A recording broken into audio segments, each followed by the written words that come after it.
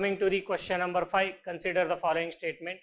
So again, this question, it is based on the composition of the atmosphere. So atmosphere, water vapor, dust particle. So again, this question, it is not a new question, it is a previous year PYQ question. So restructure ಮಾಡಿಕೊಟ್ಟಿದ್ದಾರೆ, and source for this question is fundamentals of physical geography. Fundamentals of physical geography ಇಂದ ಈ question ತೆಗೆದಿದ್ದಾರೆ. So the question number 4, ಇವಾಗ ಏನು continental drift theory study ಮಾಡಿದ್ವಿ. Source for that question is also fundamentals of physical geography NCERT. So now coming to the fifth question, ಎರಡು statements ಇದೆ. Statement 1 ಏನು ಹೇಳುತ್ತೆ?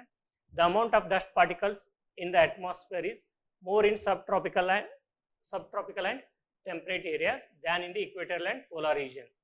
So dust particle atmosphere ಅಲ್ಲಿ ಏನಿದೆ ಅದು subtropical and temperate ಏರಿಯಾದಲ್ಲಿ ಜಾಸ್ತಿ ಇದೆ ಕಂಪೇರ್ಡ್ ಟು equatorial region ಅಂತ ಹೇಳ್ತಿದ್ದಾರೆ. Then statement 2, subtropical and temperate areas have less dry winds. So ಈ subtropical ಮತ್ತೆ temperate ಏರಿಯಾದಲ್ಲಿ ಡ್ರೈ ವಿಂಡ್ಸ್ ಏನಿದೆ ಕಡಿಮೆ ಇದೆ ಅಂತ ಹೇಳ್ತಾರೆ, ಲೆಸ್. ಸೊ ಸ್ಟೇಟ್ಮೆಂಟ್ 1 ಏನು ಹೇಳುತ್ತೆ? subtropical ಮತ್ತೆ temperate ಏರಿಯಾದಲ್ಲಿ ಡಸ್ಟ್ ಪಾರ್ಟಿಕಲ್ ಜಾಸ್ತಿ ಇದೆ ಕಂಪೇರ್ಡ್ ಟು ಇಕ್ವೇಟರ್ ಅಂತ ಹೇಳ್ತಾರೆ.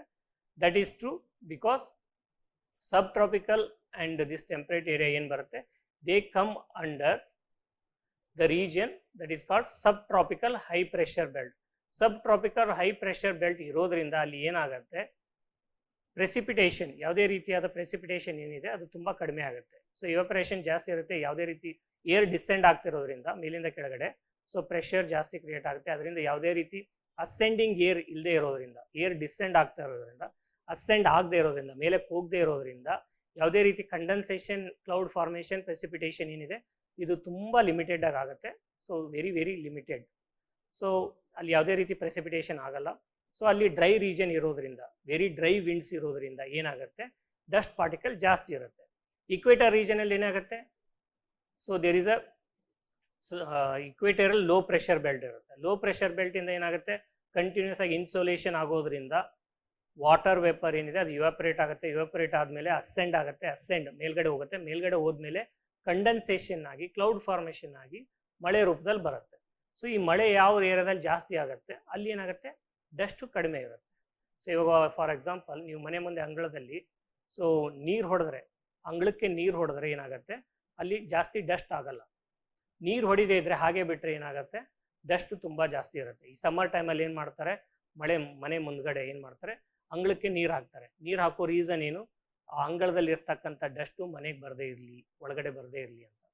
So that is the same principal applies in equator region. So ಮಳೆ ಆಗೋದ್ರಿಂದ ಏನಾಗುತ್ತೆ ಅಲ್ಲಿ, ಸೊ ಡಸ್ಟ್ ಪಾರ್ಟಿಕಲ್ ಕಡಿಮೆ ಇರುತ್ತೆ. ಪೋಲಾರ್ ರೀಜನಲ್ಲಿ ಕೂಡ ಡಸ್ಟ್ ಪಾರ್ಟಿಕಲ್ ಕಡಿಮೆ ಇರುತ್ತೆ because of very low temperature and polar ರೀಜನಲ್ಲಿ ಏನಾಗುತ್ತೆ, ಹೈ ಪ್ರೆಷರ್ ಬೆಲ್ಟ್ ಇರುತ್ತೆ. ಪೋಲಾರ್ ಹೈ ಪ್ರೆಷರ್ ಬೆಲ್ಟ್ ಅಲ್ಲಿ ಏನಾಗುತ್ತೆ, ಏರು ಡಿಸೆಂಡ್ ಆಗ್ತಾ ಇರುತ್ತೆ, right. So statement 1 it is correct. Statement 2 ನೋಡೋದಾದ್ರೆ subtropical and temperate areas have less dry winds ಅಂತ ಹೇಳ್ತಿದ್ದಾರೆ. No, here dry winds are more. So they have inserted less word. So this statement, it is incorrect. Answer for this question is statement 1 is correct, but statement 2 is not correct. C is the answer. Now we will see the answer and explanation. Statement 1 correct ide. So statement 1, this is correct. Subtropical and temperate region, especially around 20 to 40 degree latitude, they include major desert regions of the world and semi-arid belts like Sahara, Arabian region, Thar desert and Australian deserts. And these regions they experience sparse vegetation. ಅಂದರೆ ಯಾವುದೇ ರೀತಿಯಾದ ಈ vegetation, forest area ಏನಿರುತ್ತೆ ಅದು ತುಂಬ ಕಡಿಮೆ ಇದೆ. In case ಏನಾದರೂ ಪ್ಲಾಂಟ್ಸ್ ಇದ್ದರೆ ಗ್ರಾಸಸ್ ಇರುತ್ತೆ. And they have a dry surfaces and the winds are strong and they are capable of lifting the dust and aerosols. This is the main reason for the more dust in subtropical and temperate region. So temperate region ಅಲ್ಲಿ ಏನಾಗುತ್ತೆ, industrial activity ಜಾಸ್ತಿ ಇದೆ and anthropogenic aerosols.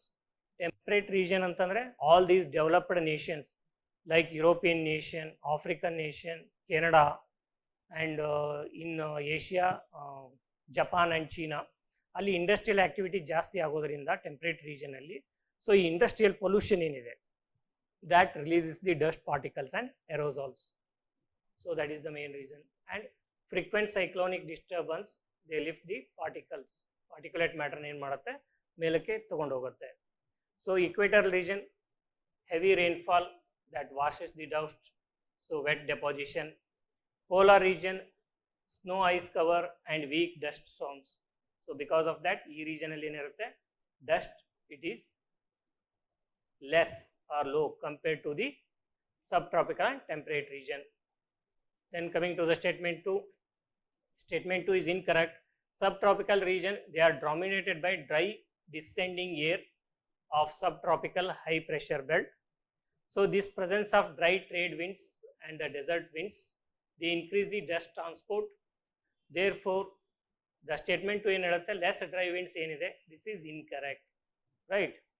So conceptual takeaway from the subtropical region ಏನಂದ್ರೆ dust is maximum at subtropical deserts.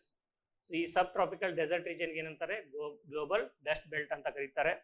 Dust is minimum at equator because of the continuous rainfall, and polar region ಅಲ್ಲಿ snow cover ಇರುತ್ತೆ and there is a high pressure belt ಇರೋದ್ರಿಂದ air ಏನಾಗುತ್ತೆ subside ಆಗ್ತಿರುತ್ತೆ. Then what is the aerosol removal mechanism? Precipitation. So ಮಳೆ ಆಗ್ತಿರೋದ್ರಿಂದ ಏನಾಗುತ್ತೆ aerosol removal ಆಗ್ತಾ ಹೋಗುತ್ತೆ. So that is what happening in equatorial region.